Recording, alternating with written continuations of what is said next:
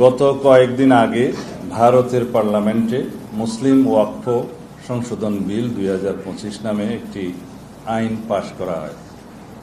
আইনটির বিভিন্ন ধারা বিশ্লেষণ করে আমরা দেখেছি যে ভারতের সংখ্যালঘু মুসলমানদের অধিকার খর্ব করা এবং বৈষম্যমূলক আচরণের চেষ্টা করা হয়েছে এই আইনে। ভারতে মুসলমানরা এবং বিভিন্ন মুসলিম সংগঠন এই বিলকে অসাংবিধানিক ও রাজনৈতিক উদ্দেশ্য প্রণোদিত বলে প্রতিক্রিয়া ব্যক্ত করেছেন। ওয়াকফ হল ইসলামী দানের একটি প্রাচীন ব্যবস্থা। ওয়াকফের মাধ্যমে কোনো ব্যক্তি স্থায়ীভাবে সাধারণ জমির মতো কোনো সম্পত্তি ধর্মীয় বা জনহিতকর কাজে ব্যবহারের জন্য দান করেন। এই ধরনের ওয়াকফ সম্পত্তি বিক্রি করা বা কারো নামে হস্তান্তর করা যায় না।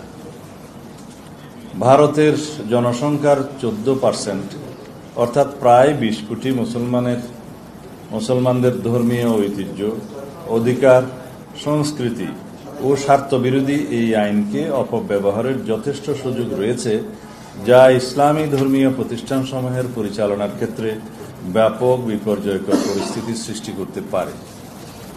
ভারতে ওয়াকফ বোর্ডগুলোর অধীনে প্রায় 10 লক্ষ একর সম্পত্তির মধ্যে অধিকাংশই ব্যবহৃত হয় মসজিদ, মাদ্রাসা, কবরস্থান ও এতিমখানার মতো জনকল্যাণমূলক কাজে। নতুন আইনে পরিচালনা বোর্ডে অমুসলিম সদস্যদের অন্তর্ভুক্তির বিষয়টি বিতর্কের সৃষ্টি করেছে, যার ফলে মুসলিম নাগরিকদের সাংবিধানিক অধিকার ক্ষুণ্ণ হতে পারে। মুসলমানদের ধর্মীয় অধিকারে হস্তক্ষেপের কারণে এবং বৈষম্যমূলক আচরণের ফলে সাম্প্রদায়িক সম্প্রীতি বিনষ্টের আশঙ্কা দেখা দিতে পারে। এরকম কোনো পদক্ষেপ রাষ্ট্রীয় পর্যায় থেকে গ্রহণ করা সমীচীন নয় বলে আমরা মনে করি।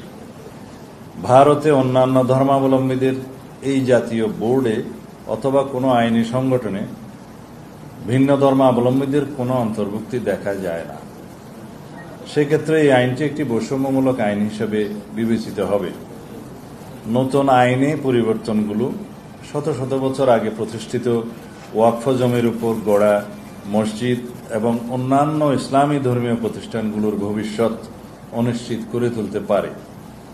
নতুন আইনে অমুসলিম সদস্যদের এই সম্পত্তিসমূহের ব্যবস্থাপনা ও প্রশাসনিক দায়িত্ব পালনে যে এখতিয়ার প্রদান করা হয়েছে তা মুসলিম নাগরিকদের ধর্মীয় অধিকারে সরাসরি হস্তক্ষেপের শামিল। প্রিয় সাংবাদিক ভাই ও বোনেরা, অল ইন্ডিয়া মুসলিম পার্সোনাল ল বোর্ডের মতো সংগঠনগুলোর মতে এই আইন ইসলামী ওয়াকফ ব্যবস্থার মূল চেতনার পরিপন্থী। তাদের মতে ওয়াকফ বোর্ডের পরিচালনা মুসলমানদের দ্বারাই হওয়া উচিত। তারা একে মুসলিম নাগরিকদের ধর্মীয় অধিকারে সরাসরি হস্তক্ষেপের শামিল বলে অভিমত দিয়েছেন। ভারত একটি বৃহৎ গণতান্ত্রিক রাষ্ট্র। বৃহৎ গণতান্ত্রিক রাষ্ট্রে সকল ধর্মাবলম্বী নাগরিকদের ধর্মীয় অধিকার রক্ষায় রাষ্ট্রের অভিভাবকত্বের ভূমিকাকে সমুন্নত রেখে উক্ত আইনটি ভারত সরকার পুনর্বিবেচনা করবে, আমরা এই আশাবাদ ব্যক্ত করছি।